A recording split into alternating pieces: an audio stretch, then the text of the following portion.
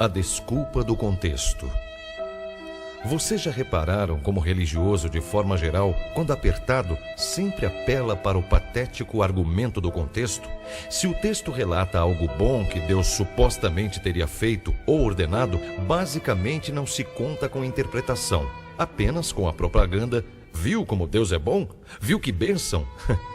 Agora, se a instrução divina é repreensível, se permite a escravidão, a tortura, o estupro, o genocídio, o apedrejamento de mulheres e crianças, a morte de homossexuais, aí é preciso ver o contexto. Legal, né? Isso é o que chamamos de 2 pesos e 2 medidas. Para ser mais claro, tal comportamento nada mais é do que a tradicional falta de honestidade intelectual. Outra coisa interessante é que, mesmo os que usam o argumento do contexto, em 99% dos casos, não conseguem explicar qual seria o bendito contexto que deveria ser seguido. Sabemos, entretanto, que ele sempre coincide com aquele que interessa ao religioso naquela oportunidade. Você tem que ver o momento em que foi escrito, contexto histórico. Ótimo. Então, a Bíblia é apenas um livro de história e deve ser visto como tal? Não, a Bíblia é um livro vivo. Eu sei que é vivo e o livrinho maligno quer sempre mais. Mais incautos, mais obediência, mais dinheiro. Mas essa passagem foi retirada do contexto. Sério? Você por acaso sabe o que é algo fora do contexto? Quando se aduz que algo está fora do contexto, é porque o trecho apresentado como fora do contexto será refutado ou negado mais à frente pelo próprio texto, caracterizando então a descontextualização em comento. Quando se pinça um versículo na Bíblia que narra o ordenamento de Deus para que se mate uma população inteira, inclusive sem poupar crianças e idosos, não me recordo de a mesma Bíblia refutá-lo a qualquer tempo. No entanto, os cristãos são pródigos em citar versículos fora de qualquer contexto. Escolhem um que acham bonitinho e mandam bala. Aí não precisa ver o contexto, é isso? O religioso precisa entender e ter a coragem de reconhecer que, mesmo dentro de uma crença e, até mesmo, em inúmeras oportunidades dentro de sua própria igreja, existem divergências enormes. É muito comum 2 cristãos, por exemplo, discutirem acerca da interpretação de um mesmo versículo. Mas e aí? Como fazem para chegar a uma conclusão sobre quem está certo? Me digam, por favor. Perguntar ao pastor não resolve, vez que mesmo entre eles não existe consenso. Não é verdade? É loucura total. A conversa parece retirada de algum hospício qualquer. É um tal de evangélico gritando com católico, católico dizendo que a testemunha de Jeová está errada, adventista gritando que os mórmons são loucos, cada um puxando a sardinha para o seu lado, quando na verdade o problema está na teologia, que por sua própria natureza é realmente fútil e inescrutável, vez que não se pode saber nada com a mínima certeza sobre ela, já que Deus nunca apareceu para explicar qualquer coisa, e nem poderia. A teologia, em última análise, é o mesmo que a cartomancia ou a prestidigitação.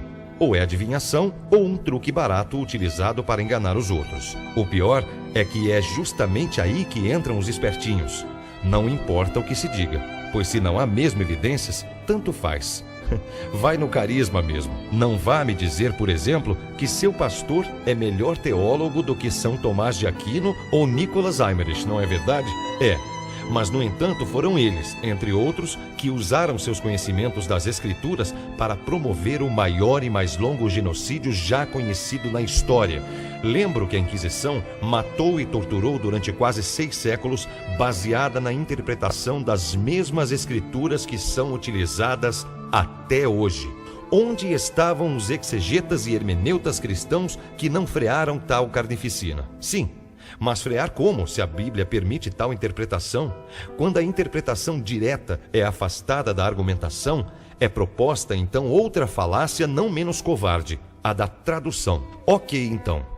Das 3 Bíblias que possuo e que de forma unânime afirmam que a homossexualidade é uma abominação, que devemos apedrejar a criança desobediente e que o trabalho no sábado é passível de punição com a pena de morte, todas devem ser descartadas, pois foram traduzidas de forma errada. De fato, quem critica veementemente a religião não tem culpa se existem centenas de vertentes e igrejas diferentes dentro do próprio universo cristão e cada qual com a sua interpretação e verdade.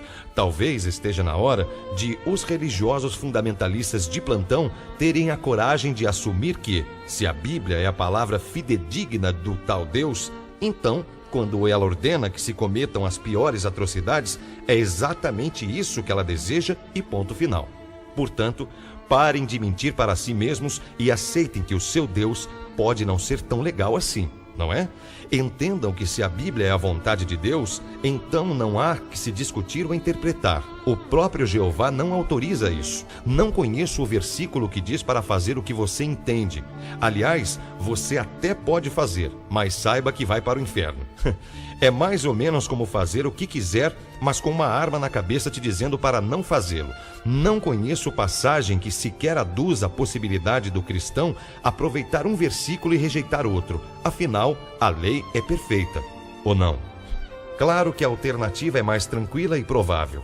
A de que a Bíblia seja apenas um amontoado de bobagens escrita pelas tribos mais iletradas e ignorantes da época, um alfarrábio redigido por uma população que não possuía a menor noção de asepsia, que perecia em sua maioria ainda jovem de doenças causadas por micro-organismos que não se sonhava existirem e que acreditava que o melhor remédio para curar uma ferida seria cuspir na mesma. É absolutamente vergonhoso que se considere que aquelas pessoas eram mais inteligentes ou mais cultas do que as que existem hoje. É claro que existem exceções. Basta ligar a TV em um programa teleevangélico e você as encontrará. De qualquer maneira, não é possível conversar, debater ou argumentar sobre religião e crença sem honestidade intelectual, sem abrir a possibilidade para informação nova, contrária, lógica. Sua mente não é uma pedra e a verdade deve ser construída com evidências e fatos e não com presunções. Se no domingo em sua igreja lhe for dito que a Bíblia é a palavra de Deus e que aquilo representa o que há de mais sábio e moral já escrito, faça um favor a si mesmo. Busque você próprio suas respostas. Busque evidências concretas. Procure literatura isenta. Ande com seus pés. Não conte apenas com aquela figura carismática que se apresenta como representante de Deus. Acredite, ele não tem procuração assinada e nem poderes mágicos que você não tem. Apesar do que é dito em sua igreja, você não precisa de nenhuma desculpa para aceitar que, por vezes, o que parece ruim é de fato ruim. Apenas isso. É errado e acabou. Sem traduções erradas, sem interpretações inócuas, sem caminhos misteriosos. Se você compreender isso, não precisará apelar a nenhum tipo de interpretação para vislumbrar que o que foi estúpido há 2000 anos atrás continua estúpido ainda hoje. Vai compreender, por conseguinte, que não há mal nenhum em se buscar a verdade por mais que ela seja dolorosa, por mais que ela afaste daquela falsa anestesia obtida às expensas de 10% do seu salário. Afinal de contas, a questão aqui não é ser confortável em si, mas ser real. Aliás, a religião sempre usou a interpretação como um fim e não como um meio. Mas como aprendemos, isso sempre falha, pois somente a verdade possui esse condão. Texto de H.P. Charles.